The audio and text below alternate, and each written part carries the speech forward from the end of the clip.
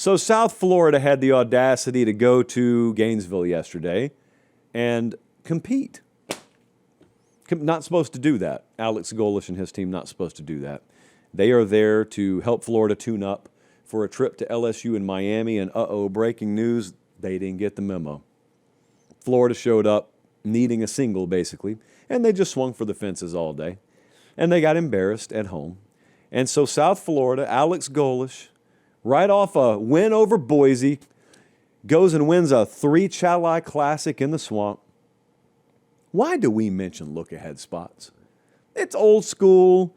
You know, it's like batting average in baseball. People have sort of moved past it. Time of possession. People have sort of moved past it as a go-to metric. Well, in betting terminology, you know, it used to be, it's a look-ahead spot. It's a letdown spot.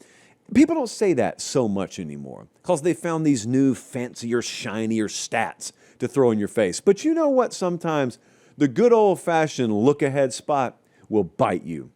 And Florida rolled in yesterday almost with the attitude of, all right, I know we got to play today. But do you know who we play next week? We go to LSU next week. And then do you know what we got the week after that? We got at Miami, back-to-back, on the road. Two big rivals of ours. Who's today? South something, USF. I think that's the acronym. Is it a bull? What kind of mascot is a bull? You lost. You got beat. So I did some research today. Zodiac, Freeway Phantom, Jack the Ripper, many famous serial killers, the identities of whomst we never found out. But we know Alex Golish. He's a killer, and he's in plain sight. And he's taken down Boise, and he has now claimed the life of any kind of expectation for the University of Florida this year, including my own. I'll get to that in a second. He almost did it twice to Alabama. They've played these big programs tough. Like I said, they just smoked Boise a couple of weeks ago, and people were like, well, I guess that's nice. Unfortunately, now he's got to go to Florida. Well, it's unfortunate, just not for who you thought it was going to be unfortunate for. Byron Brown was just flat out the better quarterback in the game, by the way. Didn't see that one coming, and it's not because I'm down on him. Just, I don't know. Speaking of audacity, I had the audacity to think DJ Lagway was going to be a big-time player in this game. Brown was 23 of 36, by the way. I need to point out, this is going to sound, I don't know what it's going to sound like. I don't mean it as disrespect. It's not like South Florida went and lit the world on fire here. Sometimes you just run into a buzzsaw. Sometimes people make these once-in-a-lifetime throws on you, and they complete like 7 of them in one afternoon. That was not this. Okay, so all due respect, a mountain of respect to Alex Golish. I talked to him this morning. I have expressed all this to him. So all due respect to Alex Golish. And that dude should be the hottest name. In fact, let me scratch that. Already should have been the hottest name on the tip of anyone's tongue when they need to replace a coach out there. And a lot of that heats up every year. And this dude's just sitting down there winning and putting together a program. And look, folks rip players from them left and right. The portal is not kind to the University of South Florida. And they just don't. What I'm about to say is not true, but it seems this way. It almost seems like it doesn't even matter who's playing for them, which is the most supreme compliment. It's like the Notre Dame offensive line last year. Guys going down left and right, it doesn't matter. Freshmen left and right, it doesn't matter. Well, with South Florida, it's like the identity of the program is almost independent of the players. That's not true. He'd be the first one to tell you that, but it almost feels that way. But that's really, I don't think why people showed up right now. I don't think we have, I don't know, several thousand people watching live because South Florida won. I think a lot of you are here because Florida lost. All right. I'm going to try and be kind. I can't be kind. Whatever. All right. All due respect to South Florida. I was watching this. Last night, I was on the field. I was on the sideline at Oklahoma. Only person out there who has a huge matchup going on in front of him, and I'm over there on the iJosh with the game streaming because I'm thinking to myself, surely this is not about to happen. Surely this is going to be one of those games where a team was lethargic. They were favored by 17.5. They're going to squeak out a win. Florida's not going to lose this game. This is going to be a wake-up call. It's going to be one of those really down-to-the-wire games. There are a couple of ifs. Oh, if this would have happened, if that happened. But whew, good thing it didn't. Florida pulled it out. And then the ifs turned into uh-ohs. And then the uh-ohs turned into oh-nos. And then the oh-nos turned into we're dead. How in the world this happened? I mean, are you serious? Are you serious? Even a somewhat competitively coherent effort wins this from Florida. If you didn't watch the game, again, I cannot stress to you enough, Alex Golish and his staff probably walked away from this game thinking, we got so much to improve on. We got so much to clean up. They're probably not even thrilled with their performance level, truth be told. So it's not one of those games where they just came out clicking on all cylinders like Florida State against Alabama, where they just get ambushed and Bama never knew what hit them. That wasn't this game. That wasn't this game at all. Hey, really quick timeout. We'll get right back to the video. Do me one favor. Make sure you're subscribed. It helps us keep the show free. It helps us keep the lights on. It helps us keep doing college football year-round, and we appreciate it. All right, back to the video. You gave up 18 at home, and that was good enough to beat you? It's early in the season. You haven't even been decimated by injuries or anything like that. 11 penalties for 103 yards is inexcusable. You got a dude spitting on the opponent in critical time in the second half. Just zero killer instinct. Decisions were terrible. Clock management was terrible. It's disappointing. It's beyond disappointing. For someone who believed in Florida this year, it's beyond disappointing. They had less yards against South Florida than Boise did, and Boise lost 34-7. It's offensively, I can't speak enough to how pathetic this performance was. They weren't prepared to win the game, is really what it comes down to. Now, sometimes when you say that, you say the coaching staff didn't do all they could to prepare the team to win the game.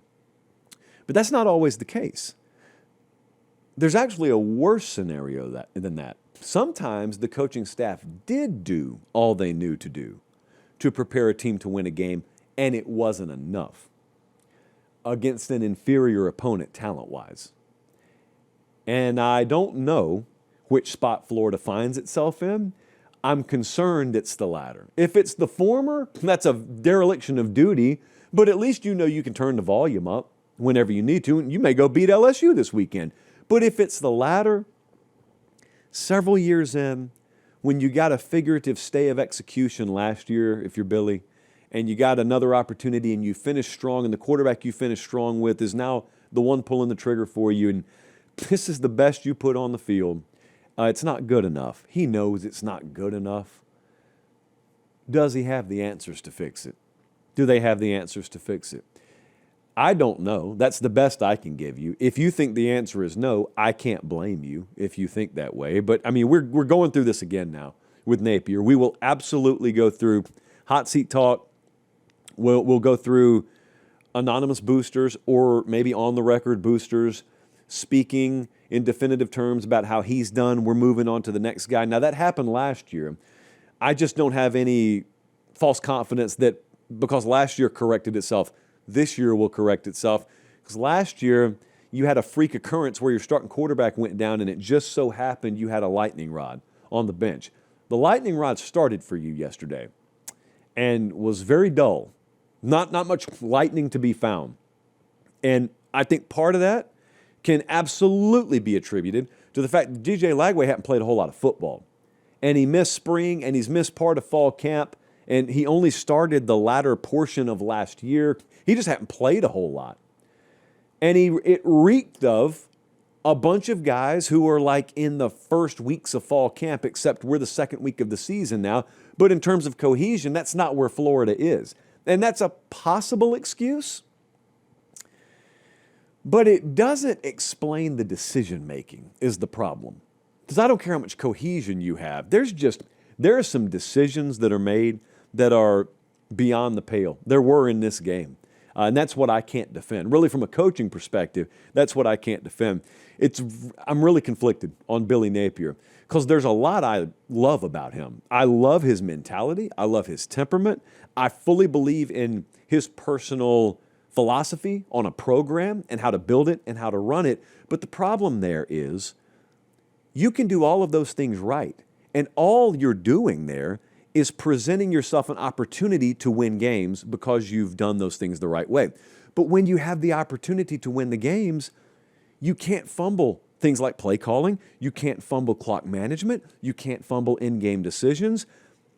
If you do those things, then you completely negate all the good work you did to present yourself the opportunity to win.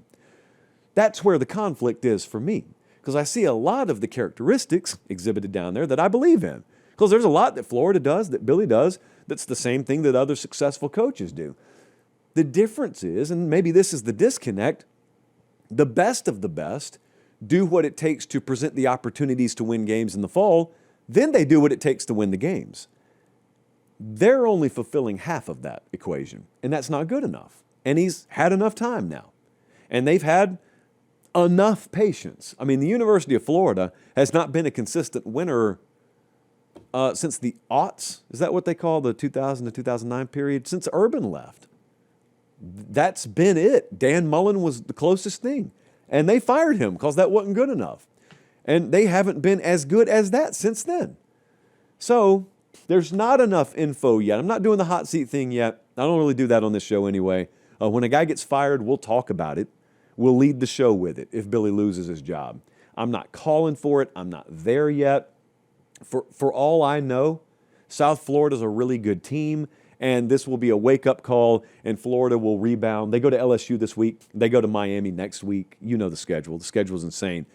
I don't know how it's going to play out. I don't want to sound stupid like a lot of people did last year when you talk. I heard from people at Florida, it was already done and the search was underway.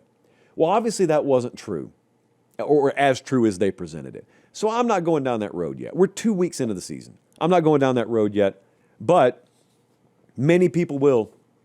So that's obvious. Many people will. And look, if you're a Florida fan, you're a lot more emotionally invested in this than I am, although I'm kind of with you because I made some pretty bold statements about this team. But my point is, just because I'm not going down the road, I can't blame you if you do. I probably feel that way. I probably would have fired off 37 message board posts last night that I'd regret this morning, but I wouldn't delete them. I'd be right there with you, so I understand it.